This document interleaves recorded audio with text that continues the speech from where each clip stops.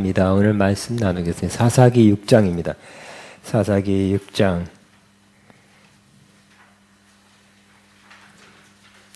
14절부터 24절까지입니다. 사사기 6장 14절부터 24절까지.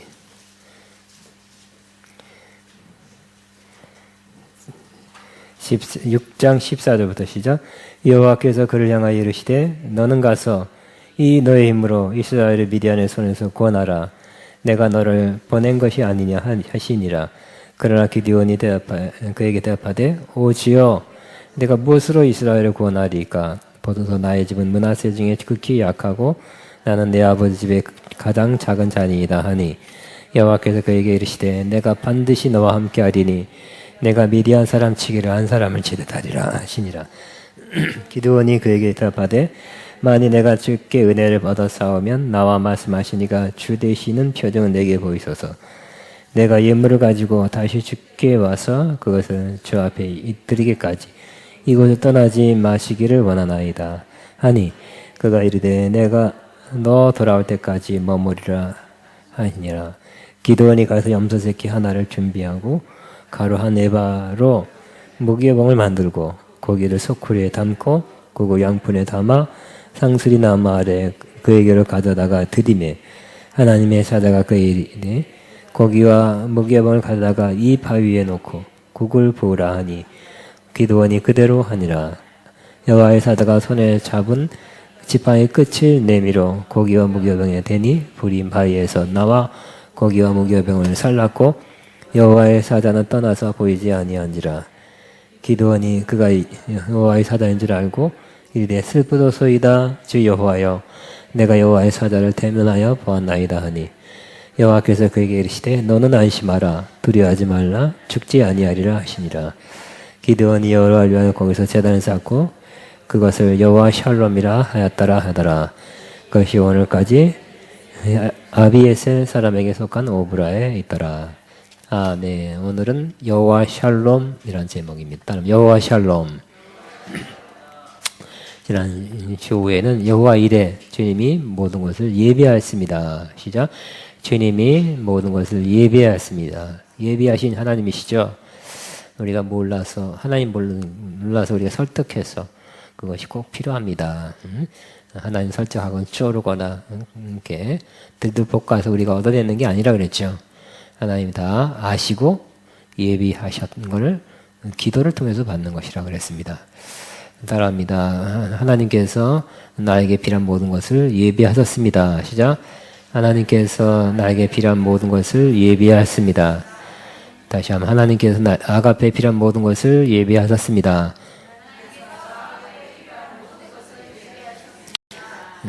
하나님께서 아가페에 합당한 장소를 예비하셨습니다. 시작. 아멘. 근데 오늘은 여호와 샬롬이에요. 여호와 샬롬이 어떻게 해서 이 말이 처음 알려지게 됐고 정확한 뜻이 뭔가에 대해서 나누고 또 적용을 할 것입니다. 기드온이 하나님의 부르심 받았죠.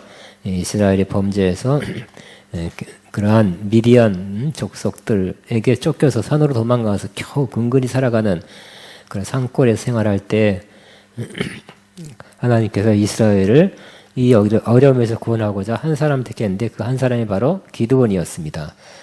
약한 사람이고 그 당시에 가문이 중요할 때 제일 작은 가문, 힘없는 사람이었는데 상황도 숨어서 살았고 숨어서 조금 밭 같은 거 조금 심어가지고 또 큰 밭은 다 또 올라와서 다 털어가니까 조그만 밭 심어가지고 몰래 겨우 살았던 그러한 상황이었는데 하나님께서 큰 용사여 여호와께서 너와 함께 하시도다.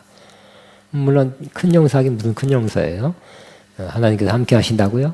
하나님께서 함께 하시면 왜 이러니? 우리나라가 이렇게 됐습니까? 하나님이 함께 안 하기 때문에 그렇죠. 뭐 하나도 믿음이 안 왔죠. 잘못 본 거 아닌가? 잘못 들은 거 아닌가? 이렇게 의심됐어요. 그런데 하나님께서 여호와께서 어떤 여호와께서 혹은 여호와의 사자가 이렇게 교차적으로 쓰여요. 하나님의 사자가 하나님 직접 나타나시지 않죠. 직접 이렇게 보여지지 않고 직접 말씀하시지 않으니까 여호와의 사자를 보내요. 그래 들어가고 어떤 여호와께서 어떤 여호와의 사자가 이렇게 막 교차적으로 쓰이는 것. 구약엔 특별히 그랬습니다. 여호와의 사자도 여호와예요. 16절에 여호와께서 그에게 이르시되 내가 반드시 너와 함께하리니 내가 미디안 사람 치기를 한 사람을 치듯 하리라 하시니라. 이런 놀라운 약속을 주었어요. 기드온이 17절 그에게 이르되 만일 내가 주께 은혜를 얻어 싸우면 나와 말씀하시니가 주 되시는 아도나이 주 되신 표징을 내게 보이소서. 그랬더니 그래 보여줄게. 승낙했어요. 내가 18절 예물을 가지고 다시 주께로 와서 그것을 주 앞에 드리기까지. 이게 18절은 기드온 이것을 떠나지 마시기를 원하나이다 하니 그가 이르되 내가 너 돌아올 때까지 머무리리다. 그래서 표징 이게 잘못 들은 거 아닌가? 여호와의 말인가? 믿을 수가 없다고 표징을 보여달라 그래서 19절에 기드온이 가서 염소 새끼 하나를 준비하고 가루 한 에바 무역을 만들고 고기를 소쿠리에 담고 국을 양푼에 담아 상수리 나무 아래 그에게로 가져가 드리매 그랬어요. 하나님의 사자가 그에게 이르되 고기와 무역을 간다. 이 바위에 놓고 국을 부으라 그랬어요. 그대로 하니라. 그러니까 그 고기 위에 국물이 부어졌기 때문에 잘 타지 않을 것입니다. 그런데 21절 여호와의 사자가 손에 잡은 지팡이 끝을 내밀어 고기와 무교병에 대니 불이 바위에서 나와 고기와 무교병을 살랐고 잘못 봐가지고 불이 번쩍한 게 아니라는 거죠. 진짜 불이 나와서 그 국물이 있는 고기를 태워버렸다는 것입니다. 여호와의 사자는 떠나서 보이지 않게 되었다 그랬습니다. 그때 22절을 보니까 기드온의 마음이 의심했던 마음이 싹 사라졌죠. 확실히 여호와의 사자가 여호와다. 기드온이 그가 여호와의 사자인지 알고 이르되 스프로소이다 주 여호와여 내가 여호와의 사자를 대면하여 보았나이다. 왜냐하면 여호와의 사자 또 여호와 이게 교차적으로 쓰였다 그랬어요. 직접 보면 어떻다가 직접 대면하여 보면 죽는 거죠. 죽는다 그랬어요. 그래서 죽을 줄 알았어요. 죽게 돼 있어요. 그러니까 굉장히 마음이 두려웠겠죠. 여호와의 사자 어쩌다가 내가 여호와의 사자를 만나서 대화하고 대면하고 가까이서 만나 뵈서 이렇게 말씀대로 죽게 되었는지 왜 이런 일이 나한테 생겼는지 죽음의 공포 두려움입니다. 그때 다시 여호와께서 나타났죠. 23절 여호와께서 그에게 이르시되 너는 안심하라 두려워하지 말라 죽지 아니하리라. 하나님께서 그 두려워하는 기드온에게 싹 나타나셔서 두려워하지 말라 안심하라 죽지 않겠다고 말씀해 주셨어요. 그때 그 말을 듣고 다시 한번 주님이 찾아오셨죠. 여호와의 사자가 찾아왔겠죠. 주님의 말씀을 들었어요. 너는 안심하라 두려워하지 말라 죽지 아니하리라는 말씀을 듣고 마음이 편해졌겠죠. 안 죽는가 보다. 저렇게 나타나신 분이 여호와 혹은 여호와의 사자인데 저분이 여호와의 사자인지 의심했지만 이제 의심도 없어지고 하나님이 여호와의 사자를 통해 나에게 나타나신 것이 맞구나. 근데 죽는다 그랬지만 죽지 않는다 그랬으니까 죽지 않는다는 말이 맞겠다 하고 두려움, 공포가 싹 사라지고 평안을 얻게 됐죠. 그래서 여호와는 어떤 분이라고요? 평안을 주시는 분이다. 그래서 여호와 샬롬이라고 했다. 따라하면 여호와 샬롬. 이제 바로 곧 죽는다는 그 두려움에 죽지 아니한다면 편하겠죠. 응? 여러분이 죽음의 공포가 왔을 때가 있습니까? 이제 죽음의 공포, 그죠? 우리가 예를 들어서 너무 아프다든지 이러다가 죽는 것 같다는 생각 든다면 두려움입니다. 또 진짜 왕창 망해서 마이너스 모든 게 다 일어날 수 없다 그렇게 됐을 때 여러 가지 죽음의 공포를 느낄 때가 있을 것입니다. 뭐 사도 바울도 물론 그랬다 그랬죠. 사도 바울도 아시아에서 만난 환난 내가 너에게 다 알릴 수 없다 그랬어요. 그래서 사형 선고를 받아 이제 죽는가 보다 했다 그랬잖아요. 근데 안 죽는다. 또 다시 일어날 수 있다. 나 큰 문제가 있었는데 그것 때문에 내가 죽지 않는다는 거 혹은 완전 망해서 인생 끝까지 망한 상태로 있지 않겠다. 예를 들어서 그런 말을 듣는다면 확실한 말 그런 보장된 말을 듣는다면 여러분은 평안하겠죠. 우리 아가페 어떤 분이 있었어요. 근데 어떤 유산을 받았는데 워낙 또 융자가 많이 끼어서 어려웠어요. 집이 있는데 근데 자세한 우리 또 여러분들이 많이 아는 분이라 자세히 얘기할 수 없어요. 근데 세무서에서 연락이 왔습니다. 세금을 내라고 왔는데 보니까 엄청 크게 왔어요. 엄청 크게 왔는데, 그러니까 융자 은행 빚을 갚고 세금을 갚으면 마이너스가 돼. 수입도 별로 없는데, 그 당시에 아르바이트 거리도 못 잡고 아들도 아르바이트 찾는데 몇십 곳을 넣었는데 아르바이트가 안 되더래. 그럼 벌이도 없는데 집이 한 채 있는데 집에 융자금을 갖고 세금이 몇 억 나와가지고 세금을 갚으면 어떻게 될까요? 마이너스 되면 어떻게 될까요? 어디가 살아요? 뭐 먹고 살아요? 그냥 기도 많이 해. 기도하고 나도 알았어요. 기도하고 그랬어. 세금 그동안 안 냈던 세금을 다 내라는 거예요. 그럼 마이너스고 내가 갈 때 몇 천이라도 있어야 월세라도 가서 하는데 요즘 아르바이트도 안 되는데 어떡할까? 나 기도하고 나도 기도하고 그랬는데 한참 기도하고 세무서 갔더니 세금이 안 내도 되겠네요. 그러더래. 행정 처리가 돼가지고 할렐루야. 살았대요. 평안이 왔겠죠? 건질 게 있었으니까. 아무것도 없는 데서 몇 억 건졌으니까. 그것도 평안이겠죠? 아멘 안 하는 사람 뭐예요? 자, 우리는 큰 문제가 닥쳤을 때 평안을 잃어버리고 염려, 근심, 두려움, 걱정하게 됩니다. 그런데 짧아요. 내가 좀 짧게 설교하려고 그럽니다. 샬롬이 오는 것은, 평안이 오는 것은 주님이 찾아오셔서 평안할 만한 말을 해주셨을 때 우리는 평안을 가지게 되는 것입니다.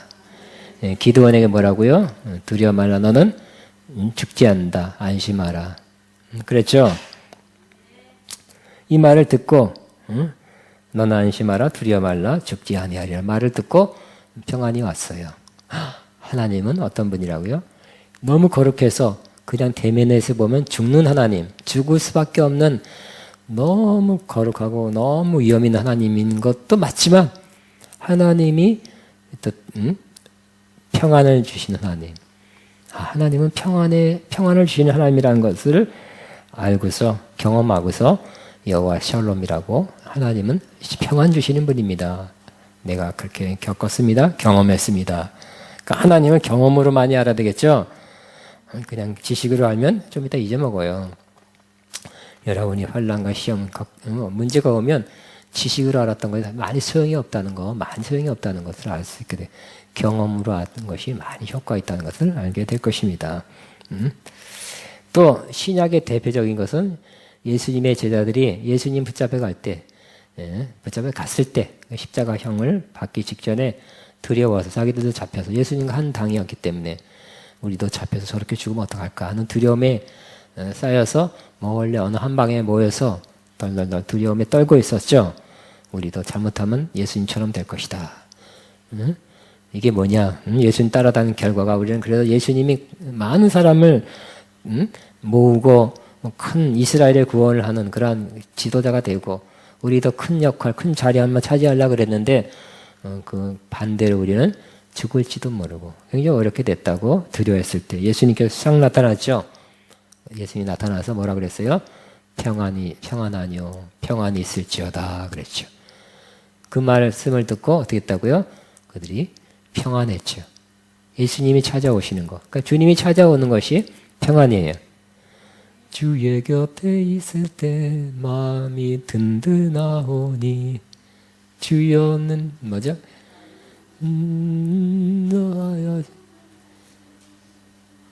여러분 주님의 임재를 느낄 때 평안하죠? 주의 임재는 평안을 줍니다. 주의 임재가 없으면 어떨까? 좀 불안해. 불안해. 그죠? 우리도 그러잖아요. 강아지 키우는 사람들은 어떻게 할까요? 강아지가 주인과 함께 있을 때 편안함 느껴요. 멀리 갔다가 왔을 때도 막 팔짝팔짝 뛰는 것은 너무 사랑해서가 아니라 안도감, 편안함. 이 분리됐다가 그 분리불안증이라 그러더라고요. 분리불안증, 주인하고 떨어지면 분리된 불안증을 느낀대요.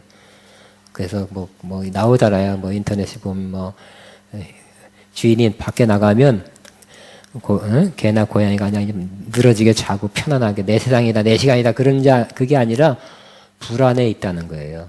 많은 개나 고양이. 근데 주인이 오면 너무너무 바짝바짝 뛰었고 좋아하는 것은 안도감, 편안함 때문에. 자, 예수님이 우리에게 찾아오는 것, 즉 우리에게는 성령의 임재, 성령이 나와 함께하는 것이 느껴질 때 우리는 평안을 느끼게 됩니다. 거기다 주의 음성을 들었을 때는 우리는 더 평안하게 느끼게 될 것입니다.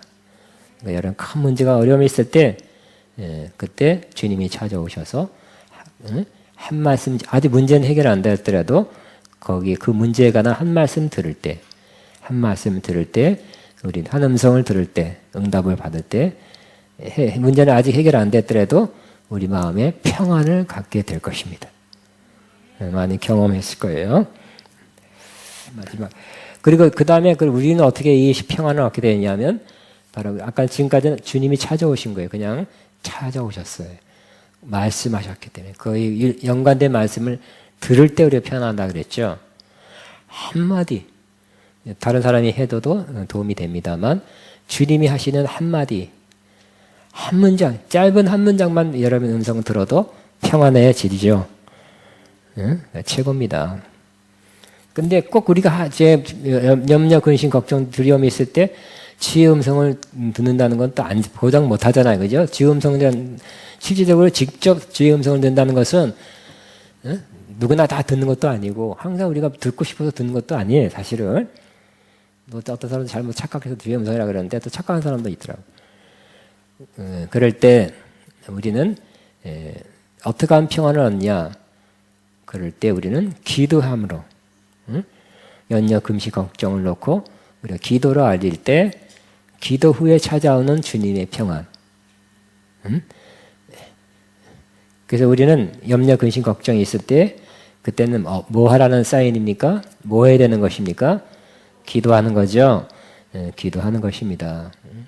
그러니까 염려, 근심, 걱정 문제가 크면 염려, 근심이 있고 또 생각도 거기에 걸맞는 이럴 것이다, 저럴 것이다, 안 될 것이다, 망할 것이다. 자꾸 그런 생각에 연관된 생각을 하게 돼요. 더 생각이 더 나쁘게 만들어요. 그래서 우리는 염려, 근심, 걱정 들으면서 때 부정적인 거기에 연관된 생각을 자꾸 해서 더 나쁜 쪽 생각이 우리를 나쁜 쪽으로 이끌어가요. 그럴 때 우리는 생각하지 말고 뭐 해야 된다고요? 기도해야 되겠죠. 문제를 바라보고 문제를 평가하고 문제에 대한 예상을 하고 어떻게 될 거다 생각하지 마시고 하나님 문제보다 하나님 바라보시고 그 문제를 해결하실 하나님께 맡기고 하나님께 기도해야 될 것입니다. 이게 쉽지 않아요. 자꾸 문제가 너무 크고 시급하고 그러면 자꾸 걱정 염려하게 되는데 그러니까 우리는 기도하는 게 정말 중요해요. 핵심이에요. 그래서 자꾸 그러니까 이 기도는 기도 시간만 하는 게 아니에요. 그죠? 항상 우리 어떤 평상시에도 짧게 나면 자꾸 기도하고 올리고 그러니까 염려 근심을 자꾸 올려야 돼. 아직 문제 해결이 안 됐기 때문에 잘못하면 그 생각을 거기에 대한 염려적인 생각을 하게 되면 더 나빠져요. 더 염려가 더 와요. 그다음에 순간순간 자꾸 맡기는 훈련. 주님 이거 주님께 의탁합니다. 예, 짐은 주님께 올려드립니다. 주님이 해결해 주옵소서. 주님이 도와주옵소서. 그러므로 문제가 있을 때 기도를 더 많이 해야 돼. 그렇죠? 기도를 더 많이 해야 되고 여러분이 생각 또 염려보다 기도를 더 많이 해서 결국은 내 안에 뭐가 있을 때까지 평안이 있을 때까지 기도해. 평안이 나를 내 마음에 근심이 주관하지 않고 평안이 나를 주관할 때까지 여러분이 기도해야 할 것입니다. 그냥 그냥 잘 될 거야 해서 그래? 이게 아니라 주님이 주신 평안을 알아요. 여러분이 느껴요. 감지해요. 그러면 그거를 받았을 때는 그때 당장 눈에는 응답이 아니지만, 뭐 해결된 건 아니지만, 하나님이 시작했다. 기도를 들었다, 시작했다. 도와주기, 해결하기 시작했다는 사인입니다. 그때까지 기도하시기 바랍니다. 평안이 오면 감사하시기 바랍니다. 하나님 하신단. 주가 일하시네, 주가 일하시네 해놓고, 또 막, 내가 해야 되나, 내가 도와줘야 되나, 내가 뭐 좀 보탬이 해야 되나, 뭐 이렇게 하면 안 되겠죠? 하나님 하신다고 사인 주셨는데, 마지막으로 우리 다 아는 말씀, 빌립보서 4장 6절, 7절 읽고 마치겠습니다. 시작. 아무것도 염려하지 말고 다만 모든 일에 기도와 간구로 너희 구할 것을 감사함을 하나님께 아뢰라. 그리하면 모든 지각에 뛰어난 하나님의 평강이 그리스도 예수 안에서 너희 마음과 생각을 지키리라. 아멘. 그래서 우리의 생각과 마음을 평강히 지킬 때까지. 잘못하면 염려가 우리를 지배하죠. 걱정이 떠오르죠. 우리를 지배하는. 그러나 그러지 않고 주님의 평강이 올 때까지. 그때 어떻게 하라고요? 감사함으로 하나님께 아뢰라. 염려 근심하지 말고 다만 모든 일에 기도와 간구로 너희 구할 걸 감사함으로 하나님께 아뢰라. 그리하면 모든 지각에 뛰어난, 그러니까 지각, 우리가 생각하는 것보다 보다 뛰어난, 그걸 뛰어넘는, 그걸 초월한, 그거를 이렇게 밀쳐낼 수 있는 그런 뛰어난 더 높은 차원의 평강이 너 그리스도 예수 안에서 너희 마음과 생각을 지키리라. 그러므로 이게 주님이 찾아오셔서 언젠가 어떤 방식으로 찾아오셔서 평강 주시면 참 좋은 일이죠. 그러나 또 한 가지는 여러분 기도로 평강을 얻는 것입니다. 기도로 평안 얻게 되시기 바랍니다. 기도의 사람에게 주어지는 그런 특권이에요. 평강 있는 때 하나님 역사하겠죠. 불안하면 뭐가 역사할까요? 근심 걱정 불안 초조하면 악한 영이 역사하기 쉬워요. 그렇죠?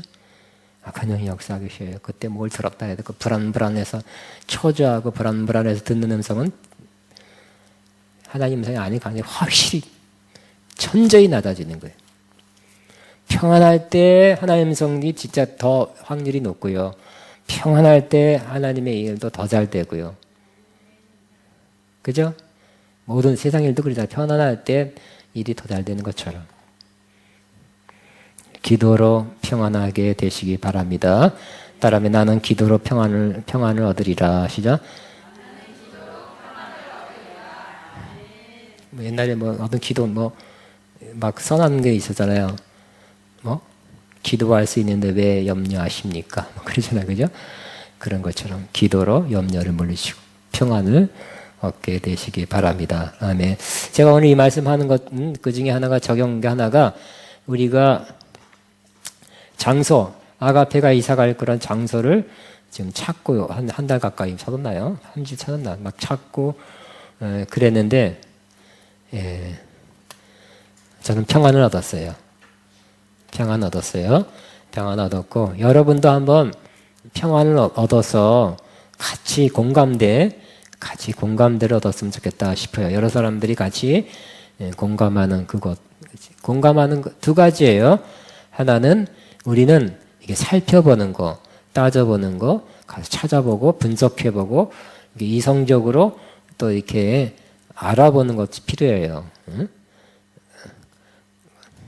그 필요해. 무조건 기도만 하는 것 나는 아니에요. 응? 여러분 예를 들어서 제일 또 가까운 좋은 예 중에 하나가 누가 결혼하는데 그냥 기도 응답 받았으니까 결혼할까요? 좀 알아보고 막 자사 겪어보고 대화해보고 여러 가지 조사해보고 결혼해야 될까요? 아무리 급하다고 기도 응답 받았으니까 결혼한다, 그건 정말 위험한 거라고 생각해요. 그죠? 겪어보고 말해보고 알아보고 다 이렇게 분석해보고 여러 가지. 그렇지만 알아보고 따져보고 분석해보고 조사해보고 다 그것도 하지만 그것만 갖고 이런 주의 인도하심이 다 오는 건 또 아니에요. 두 가지가 다 있어야 되는데 하나는 주님 주시는 응답. 하나는 여러분이 알아보고 분석해보고 살펴보고 하는 것도 이게 다 성경에 있어요. 성경에 사도행전 한번 또 나와요. 그래서 하나님은 우리가 그냥 우리는 생각 안 하고 응답만 받으라 그러지 않았어요. 주의 뜻이 무엇인지 분별하라 그랬죠. 헤아려 좋은 것을 우리가 헤아리라 그랬어요. 응? 하나님이 기뻐하고 선하시고 온전한 뜻이 무엇인지 분별하라 그랬죠. 그런 것도 필요하고요. 또 우리가 하나님이 주시는 인도하심, 즉 내 감동으로 내 마음에 내 심령에 주시는 음성이나 그 평안을 통해서 인도하심, 그 두 가지가 다 있어야 될 것입니다. 이번에도 그렇게 되길 바랍니다. 5분 정도 4분 정도 기도합니다. 주여 시작하나.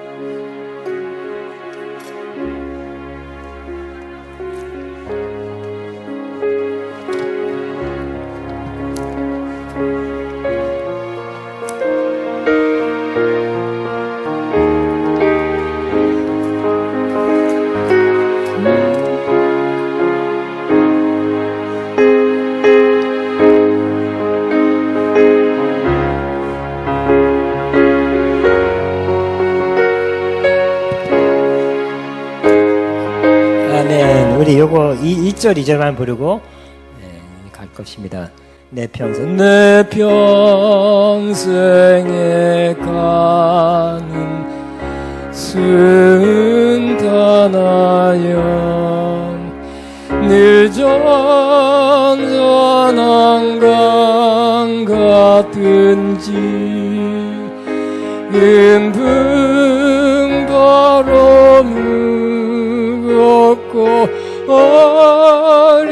어렵든지 나의 영혼은 늘 변하다. 내 영혼 변하네. 내 영혼 변하네. 저마귀는 우리를 삼키려고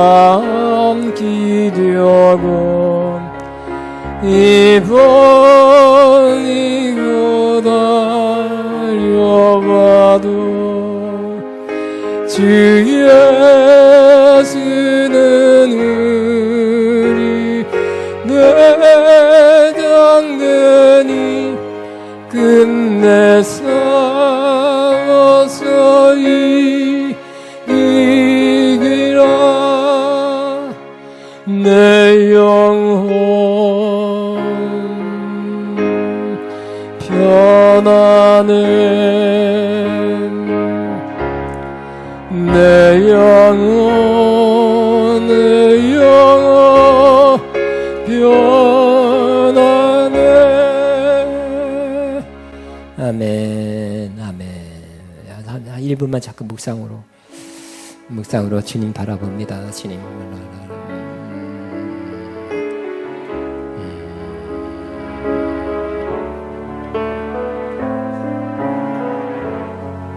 주님 감사합니다.